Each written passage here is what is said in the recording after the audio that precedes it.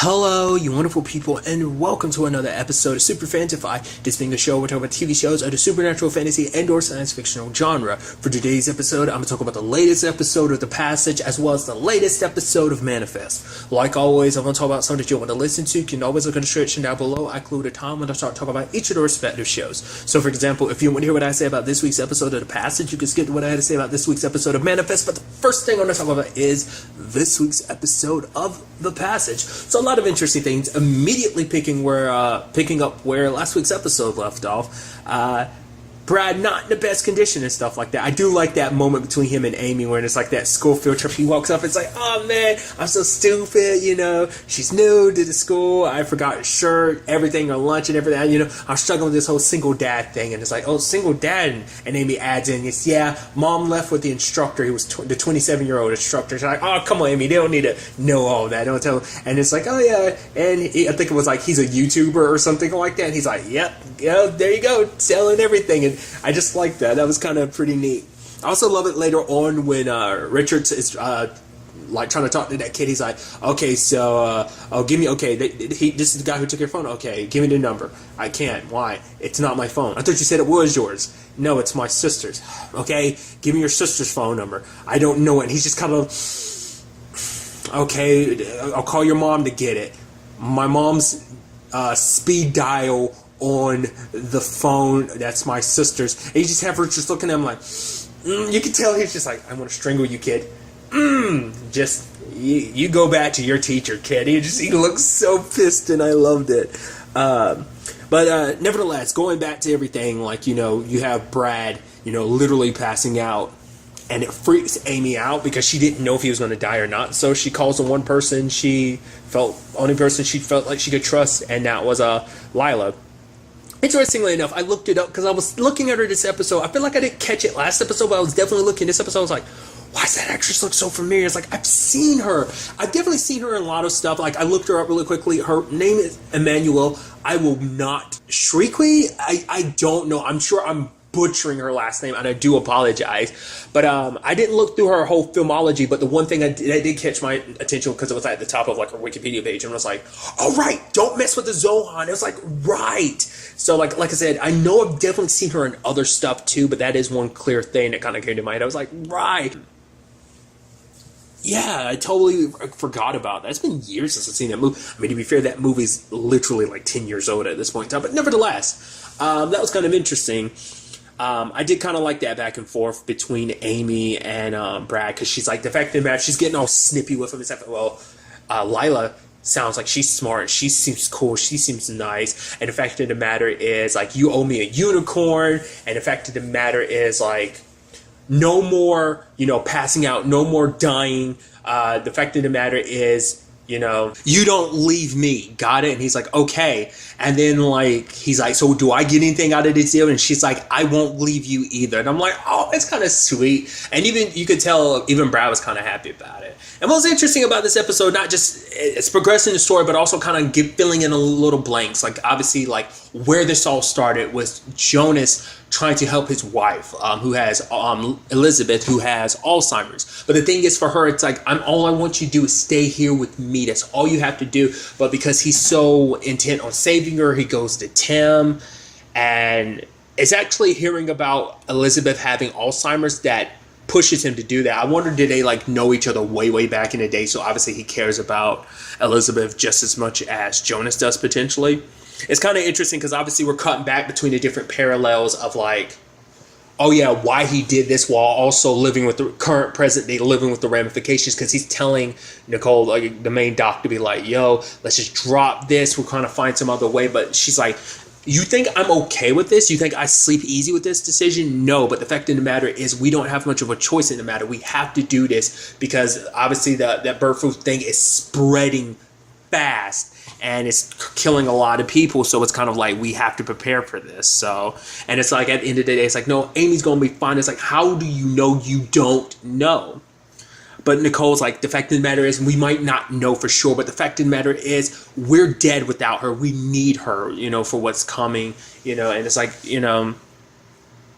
because I'm sure like because of his experience, because of everything Jonas has done to get to this point, of course he doesn't want to cross that line, because even Elizabeth talks about it later on. It's like, you'll cross a line that you can't come back from. Like, you've spent most of your life not trying to cross these lines, and you're going to do it now. And she's like, the fact is, stay here with me, because the moment you kind of look back on this moment and try to talk, you won't have anyone to talk to, not even me, because I won't be here anymore for you to talk to with. And it turns out that becomes completely true, because we see her in the future. I think it kind of does something in my head too, seeing that situation, because my grandfather was kind of in a similar situation where he had lucid days and he had non so lucid days. I don't know whether it was like Alzheimer's or dementia. I don't personally know the difference, but that it just kind of hits me in that regard. And it's that thing of like, you understand why you did what you did. I mean, for one, you're a scientist who's always going to want to go beyond, but at the same time, it's all for the purpose of someone you love. But then it kind of gets in that muddy area of like, well, was it really for just the person you love, or is it just for the notoriety and just knowing what you can do? Just to, essentially the whole scientist thing of playing God, of just kind of being able to do what you want to. Like, I mean, to be fair, if they had gotten this whole situation to work, they would have been able to cure multiple diseases. It actually turns out, interestingly enough, Tim is the one who got the funding from the DOD. So it's like, I guess you can make the argument he kind of set everything in motion. But then later on, everything that's going on with Anthony, which he quickly figures out, it's like, yeah, I know this whole thing is shady, because like, you're getting criminals to sign up for it. And so he's like, that whole dream world where they're in your mind and stuff like that is kind of an interesting thing, because it kind of reminds me of kind of like, if you've ever seen the show Falling Water, it's kind of like, which if you're unfamiliar with Falling Water, it's kind of like Inception. It's like this supernatural kind of dream world building type of mind supernatural thing. That's what I'm kind of treating this as. It seems like they can build kind of like realities within your mind, and it just seems like it's so real. I mean, kind of is real, but I guess it's like in that mental space, they form something that's supposed to be obviously trying to trick you, or at the very least trying to keep you more comfortable. Because I guess it's kind of part of like almost like that vampirism compulsion, in the sense of like, if it's a familiar environment, your brain won't really know that something's off and something's wrong. And so you'll be calm and cool and collected. And maybe that's what they need for you to be, so that everything kind of stays in line or something. I don't know. It makes you wonder, how long do you have to be a vampire to kind of really learn how to do something? Because obviously this is all done from like Tim's perspective, but also other people can jump in too, because the vampire lady also is there too. So is that just Tim bringing her in, just showing how powerful he is? Because amongst all of them, he was the first one. So maybe he's just learned a little bit more. Or is it a situation where they can all kind of jump in at once? Like, once they've created that telepathic world, like anyone can jump in at any point in time. Like I said, at this point, Anthony doesn't know how to do it. He's just being dragged into it. It seems like he's not taking the steps like everyone else is, because like, Tim is offering him the blood. Now, the fact is, that's all in his head, but I guess it's symbolic, because the moment he takes it, like, that's going to be his urges. Because I guess the moment he drinks it, even in his own head, that means that's going to be the point where he lusts after it in real life, in reality, and he's going to start hurting people to get it, potentially. So, I don't know. But like I said, at first he turns it down. But it's also interesting too, because it's like, oh, you got to pay up. Oh no, we don't take money here. We take you. So it's like the lady pulls out one of his teeth. I guess it's supposed to be like, piece by piece, we're going to break the human side of you until there's nothing left, until all there's left is the vampire. But it's like, oh yeah, don't trust Jonas, which the fact of the matter is that he says that makes me think, I'm assuming it must have been in that process between Tim changing, like what we saw in last episode, in the regard of like when he first got infected, like from that point to where we are right now, Jonas must have kind of betrayed him, and he was kind of like trying to keep his faculties and stuff like that, but Jonas must have locked him up or something like that. Not unless that's mainly just Tim trying to get Anthony more on his side. Either way, but it's like, I'm not sure how exactly Jonas might have betrayed him, but to be fair, there's a lot that we're kind of missing in that, regard to a certain extent, because obviously we saw him, the beginning stages of him turning, when his teeth falling out, his wounds healing, but the fact of the matter is, after that, we just hard cut to present day where he's kind of in the state that he's in. All of them are. I actually felt bad for that poor, well, he was kind of a dick. I brought it up before. He's the dude, was it this or was it something else I saw him? I'm pretty sure it was this from last week. I can't remember. My memory's that shitty.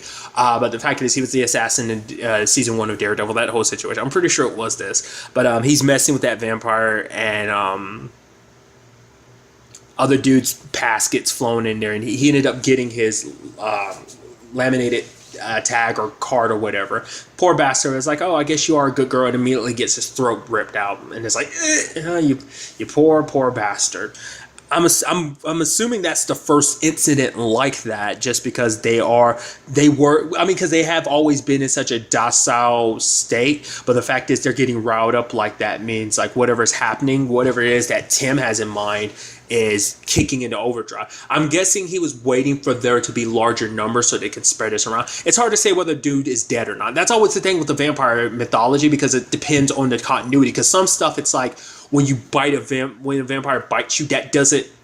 It's not like a zombie rule, like, oh, you get bitten, you become one. I mean, that also depends on the continuity too. But in other cases, in some situations, like a Rosario plus vampire, it's a manga/anime thing. To become like a vampire, so a vampire has to inject their blood into you. So it seems like it just ripped into the dude's throat. But the same thing happened to Tim. So I just remember that, and I was like, right. So it is simply like kind of like the whole like bite your turn situation. So. But I'm curious. I mean, I'm sure it's like a virus, so it's all about spreading it. So I'm assuming that dude's not dead, that he got turned, but maybe he was just purely. I mean, she didn't drink on him long enough for me to feel like, oh, because it also seemed like his body immediately started kind of getting very discolored. I mean, I guess that just could be just having blood sucked out of your body will turn you kind of bluish like that, or that could just be like the early stages of like, oh yeah, it's kicking in. So. That's definitely going to be interesting to see where everything kind of goes in that regard. Also, the fact is that now it's sinking into Jonas that like, whoa, there's something going on here, because Anthony gave him that message of being like, oh yeah, your friend Tim was like you want it. The world is changing. You just have to wait and see how it is. So now it's no longer just nightmares, that there is something more to that they can't, get in people's heads like that. But along with all of that, we have, Brad meeting up with Lacey. Turns out she's actually the one that kind of trained him to be where he is. And so, lo and behold, who also shows up is Lila. So we kind of learn a little bit more about their situation to a certain extent, because obviously it's like, oh yeah, so is it you and, is it David? It's like, it's David. And it's like, oh, okay. Like, so you're already having this kid. She's like, I'm not pregnant yet.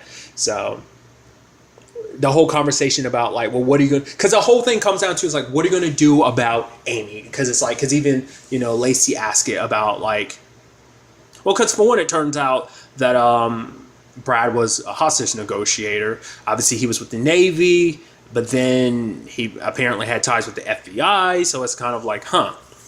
So what it seems like, because even Lacey's like, so what are you going to do? Are you going to try and come forward? Brad just has reservation. It's like, well, the last time we tried to come forward, try to be a whistleblower, it didn't end well. I mean, in this particular case, like him and Amy almost got killed, but also other people got killed, caught up in the crossfire and everything. So there's that. But also, it's a whole situation of these people won't stop. They've literally got government connections, and this is a government secret that nobody wants out. So they're going to do whatever it takes to get you. They'll track you down to the ends of the earth. So it's like, even if you go to Amsterdam, go to Canada, go to Amsterdam, they'll still track you down at some point in time. Because once again, the whole thing is Brad doesn't completely have this planned out. It's like, I wouldn't either, because it's like, what do you do when you're going up against something this powerful? Even had Lacey being like, yeah, she would be the one to kind of go forward. That way, like, it's like, you just keep Amy safe. Because the fact of the matter is, if we don't do this, they're just going to find another Amy too. Like, they're just going to, like, find someone with just as much of a tragic background so they can use with Amy. But at this point in time, it's not just about Amy anymore. It is about Brad. Brad knows too much, so he needs to be taken care of. So it's also about getting Amy too, because it's like, it's already a complicated situation. If we don't get her now, like, you still need to, because there's no point trying to move on to someone else, no matter how desperate, because it's a mess in itself that still needs to be cleaned up. So why not get done with the original mission while also cleaning up the mess that was created because of everything? But sadly, during the gunfight, Lacey ends up getting shot. It seems like she's potentially dead. It's hard to say. But Brad was trying to give Lila and Amy time to leave. Because, a big part for this, obviously it came up in the first episode too. It's like, it's a reminder of his whole situation with Ava, their daughter. Like, the fact of the matter is, he's even like, she reminds me so much of her, kind of very tomboyish like her too. And he even apologized. It's like, you know, he watched Ava die before him and he couldn't do anything about it. So he shut himself down and he shut himself off away from Lila, and he apologized for it. Just, I guess it was just his way of kind of trying to deal with it. It was the only way he could deal with it at the time. But you have that sweet moment that even though he's about to sacrifice himself, Amy goes out. He's like, "What are you doing?" And she's like, "I don't leave you. You don't leave me." And it kind of made me go, "Oh, that's so sweet." And even, you know, Brad appreciates it. So even Richards kind of just takes him at that. It's like, "Do you want to check the rest of the house?" And he was like, "No." He knew there was potentially other people in there, but it's like they got what they needed. So I was wondering, maybe Lila was able to get to Lacey in time. Maybe she wasn't dead. Maybe she was just heavily wounded. So it's like, maybe if Lila is able to get to her in time, then maybe everything's okay. Maybe not. It's definitely going to be interesting to see what goes down, because obviously this whole crazy situation, like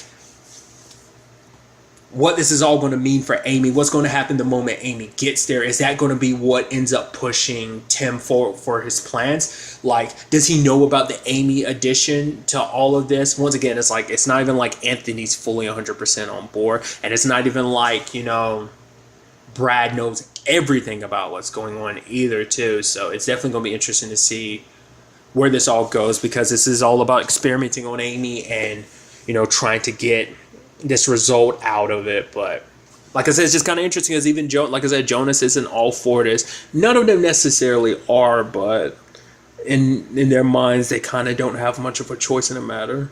But when you feel like you don't have much of a choice, those are the choices that I feel like matter the most and carry the heaviest weight, you know. So I'm curious to see how this all plays out in the next episode. And now moving on to this week's episode of Manifest. So picking up where last week's episode left off with the whole cow situation, like Ben's like, "I told Grace not to call cops, but the cops are there and everything." And then Ben just kind of breaks it all down to Grace about everything. I mean, it's kind of interesting because he tried to explain everything before, but she didn't really want to listen. But I guess it's like, just with everything that's going down and just kind of realization, like, okay, something's definitely up here, that she slowly kind of go, okay, like I kind of have to believe everything. Especially when it's like, when she saw the drawings and everything, and it's like Cal literally drew a drawing of Ben, Grace, and Michaela all looking at his sketchbook in his room. And it's like, that's spooky how that ended up happening like that. And so how they get rid of the cops, it's like, I was wondering if that was going to circle back in some shape or form, because Jarrett shows up and everything, and he's like, "Yo, oh Cal," he's like, it's like they're covering it up to make it seem like everything's okay, because if they leave, you know, because they're already suspicious of Ben, because it's like, oh, you guys split, and oh, like, where were you? I mean, I guess because it's the logical step to believe in, like, you know, a separation type of situation like this, like a kidnapping, something like, I guess it's not that unheard of in these particular cases, so they probably look towards the dad and everything. I mean, or at least, you know, well, in this big, yeah, sorry, nevertheless, but Jarrett coming in and being like, oh, everything's okay. It's like, oh, here's this photo of Cal and his grandfather. It's like, is that taken from this year? I'm sure it's not. I mean, to be fair, who knows? That might have been something, because he was with his grandfather, like fishing or something within the confines of them after them coming back. So that could have been taken at that time, or it could have been a photo from like 5 years ago. It's really kind of hard to say, because it's like, wow, you got that and it's ready and everything. It's like, y'all quickly came up with this lie and everything, and all the cops are like, you sure about that? All right, let's pack it up. I was like, she's going to be suspicious. So I thought there was going to be something in the photo that gave it away, like, oh, something's not right about this. And then she kind of calls him out, like, why are you lying? What are you hiding? I thought it was going to be something like that. It's like, nah, that lie went through without an issue, without a hitch. So it's kind of interesting, because in the long run, you end up finding out that Cal left a note. It was meant to be something only Olive would find, and it would be in a place where only she would look. And the question is, I'm curious, like, was that the whole point? Was she supposed to come and find him, or what? Because the note said I left, but later on it's like, no, it's not saying I left, it's a road map, which is kind of interesting. I mean, it's very interesting, because obviously it almost seemed like it did have a double meaning. Maybe it was legitimately an eye and it just happened to be the map, or maybe it's just a map. because it just set it off in your mind like, oh, we're running out of time, we got to find Cal, because it's like these other people don't have. Because I was thinking that last episode, but I didn't throw that out there of like, yeah, maybe Cal left by himself because in fact, well, I thought maybe he got kidnapped, and I was also thinking maybe if he got kidnapped, he knew that's where he was supposed to be, so he went along with whoever took him up. I think I might have brought that up. I might have said that. I don't remember, but nevertheless, it's hard to say like how things are meant to play out, and because what I'm saying, like, was Olive supposed to be the one to find her, or was Olive supposed to find the note to know how to get to him, or was it always meant to be Grace and Ben showing up there to, rescue him and everything? It's interesting because this all kind of turns into a complicated thing, because it's like Grace and Ben are spending time together, and it's just kind of this awkwardness, especially because they're driving in Danny's truck. So it's like, oh yeah, so this is his other vehicle. It's like, yeah, Danny likes outdoor stuff. It's like, oh, turning on the news. But then like Grace turns it off. It's like, I got to think. It's like, yeah, I mean, I'm not too surprised. You got a lot kind of running through your mind right now. You're learning all this stuff about, well, that's kind of been hidden from you this entire time. But at the same time, I'm like, well, to be fair, Ben didn't really do a good job of kind of letting her know fully everything. He kind of, in a almost borderline, I guess, crazy notion, kind of makes, it makes you not really, because he didn't fully explain everything, because he was trying to keep her safe, because also they brought it back up about the whole thing of like, oh yeah, other people who are non-passengers from 828 who found out about this have died. So the question is like, is that a coincidence? We still have not circled back to whether or not that was a coincidence or not. Not unless we end up finding out in some twisted measure that that's actually the Singularity group, like the Major and stuff like that, killing people who've been running their mouth because they want to keep this as tight-lipped as possible. I mean, why would you go through such extremes? So that's why. Not unless it's part of some giant experiment or something like that. But I feel like the way they were making it seem like it was purely coincidence, but the fact is they bring it back around, because even in the state of Ben being like, I'm telling you now because we think it was pure coincidence, because it hasn't really happened subsequently since again. So I'm thinking like, okay, it's got to be a situation of like, are they going to like, since they brought it up, is that going to come back in some shape or form and strike Grace? Especially because Grace is like, she's so adamant about like, let me know everything. You should tell me everything from the beginning, even if it would have put me in danger. If it means saving Cal, she's like, I would gladly give my life if it means protecting my son. So now that she's in the know and everything, and she wants to be even further in the know about everything, I'm curious to see what that means in the long run. Like whether you kind of feel like that's gonna. What I'm trying to say is like, I'm wondering, is this some cosmic thing of trying to keep this hush hush, or was it purely an accident? We'll potentially see if they decide to go down that route. Like they might not go beyond that. It was like at that time, that concern that Michaela had for Jarrett might be like the driving force behind all of that. So they might not circle back to it. But the fact is they made such a point to include that, makes me think they will. But we'll see. We ended up finding out more about the Autumn situation. That was kind of crazy. Michaela showed up, bam, kicking down the door, and Autumn being like, oh, I don't know what you're talking about. I was like, oh, please, Michaela, please don't get fooled by her BS. But it's like, obviously, Michaela and them know. And then it turns out Autumn has a daughter. A daughter she had, like, obviously, her daughter was like 8 when she left the whole 828 situation. And she's been adopted by a new family and everything. That's what this is all about. The Major threatened her daughter, so that's why she was doing everything. Because I thought it was like a selfish reason, like, oh, they had some dirt on her. It's like, to a certain degree they did, but it was more so like the life of her daughter, which is kind of, Michaela points it out. It's like you literally exchanged the life of one child for another.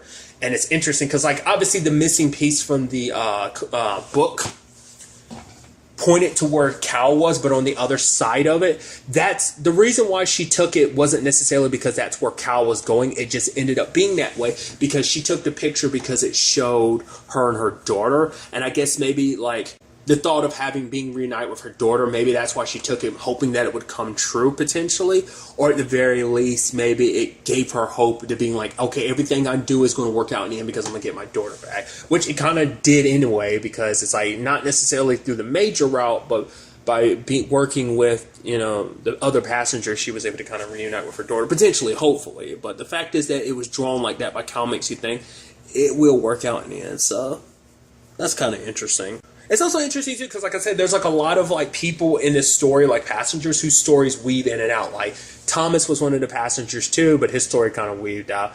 I mean, everything with Captain Daly and Fiona. Once again, she wasn't one of the people with the calling, but Daly was. So now, because someone had thrown that out there last episode of like, oh, it would be interesting if they did time travel. Like, I kept thinking they didn't, but with the reveal at the end of the episode, the dude Zeke, and that whole situation makes you go, okay, something's up with it. Because I wasn't wrong. It was Michaela, a picture of Michaela that he saw, and that's what's been guiding him. It's kind of interesting because it's like, I was wondering about that, like why Cal got that calling. Because I'm wondering, because Michaela had said it herself at the time. She's like, no, I think I'm getting someone else's calling. The calling, well, at the time she was thinking like, maybe she thought at the time like the person that was there saying gotta find her, that was there getting the calling itself. Or maybe she did interpret that as like, oh, this is someone else's calling. It turned out to be Cal's calling. So it's like, is it a situation where it's like, if they can't get to it in time,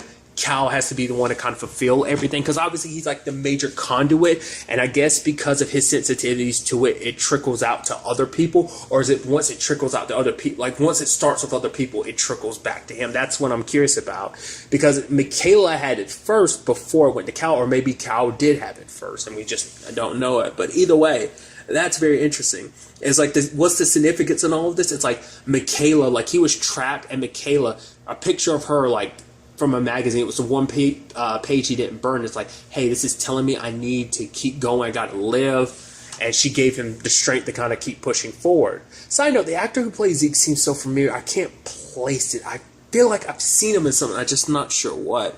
But what's interesting though is he thought he was going for like 2 weeks. If you look at the magazine, he's been going a year. His trip, everything happening to him happened in December of 2017. So that means this time travel thing is all over the place. Like what caused this to happen? What caused him to time travel? Because they were in a plane, but it seemed like the singularity group kind of caused that situation. So have they been causing these incidents? Is it like some like time anomaly situation that they're causing? Like, is it happening all over the place? Was 828 just one of many things that, like, did it happen all at the same time? Like, well, no, it didn't work like that, because he disappeared in 2017. They disappeared in 2013. So the question is, maybe he got caught up in an area where they were doing the time traveling again. They were tempting it. So that's potentially fascinating. So it's like, so that's what this all. So that means that not just Flight 828, because even Ben pointed out, it's like he has no connection to it, because obviously like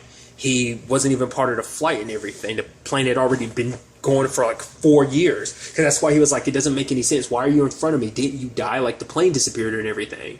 So that must mean that there are other people with these callings all over the place. Is it the callings that cause the time travel? Is it something outside of the singularity group? Are they just studying this and they actually don't?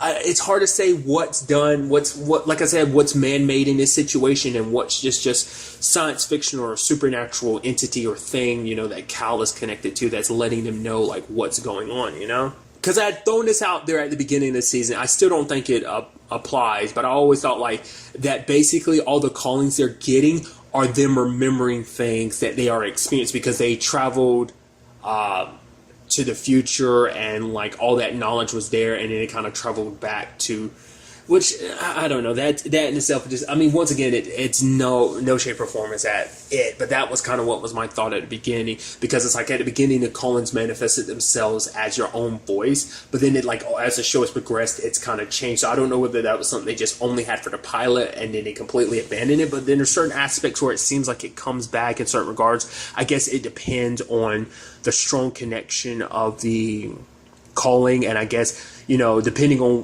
what this entity or whatever is trying to get across, the calling will manifest itself in stronger ways. Because even Michaela like is starting to feel the breeze. Like even she had to put her in her jacket. Jared's like, "Oh, are you really that cold?" And she's like, "Yeah, I can't help it." And then she's seeing the snow and everything. So it's fascinating. What this all means, I have no idea. Interestingly enough, we also got to meet the Major. Actually, get to meet her face to face. That actress, I've seen her pop up in stuff. She popped up in some early-ish person of interest because she was actually kind of connected to like the machine to a certain degree. Like she was more so connected to like the government operations behind it and person of interest. That's kind of a whole thing.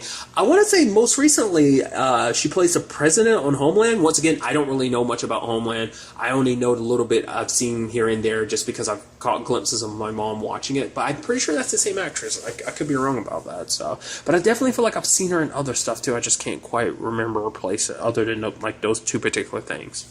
But I'm very interested to see what the Major has planned, because even Michaela's like, yeah, a lot of the people were back down. Even the Major going as far as being like, no, let Autumn go. It's like, I guess maybe in the end, like the fact of the matter is maybe the Major's thinking like, well, the fact that she's not around, that all that's happened means she's kind of played her part. She's done what she needs to do. Maybe it's like, oh, we'll catch up to her later. Like whatever the case may be, we see her face again. We'll deal with her then.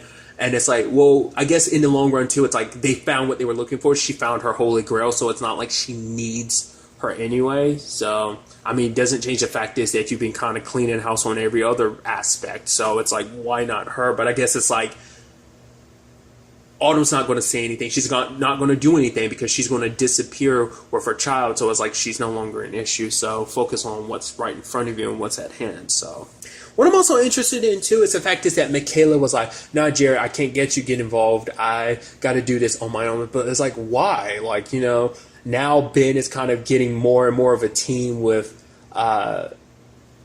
Grace about this whole calling situation, while you also have Michaela pushing Jared away, even though they've become kind of a team with this whole situation. It's not even just the whole, like, Lourdes complicated love triangle situation that's going on there. It's just kind of like, maybe it just, the whole Cal situation made her kind of worried, like, oh, once again, getting the people you care about involved. Or maybe it's just because she legitimately feel like I need to go on my own.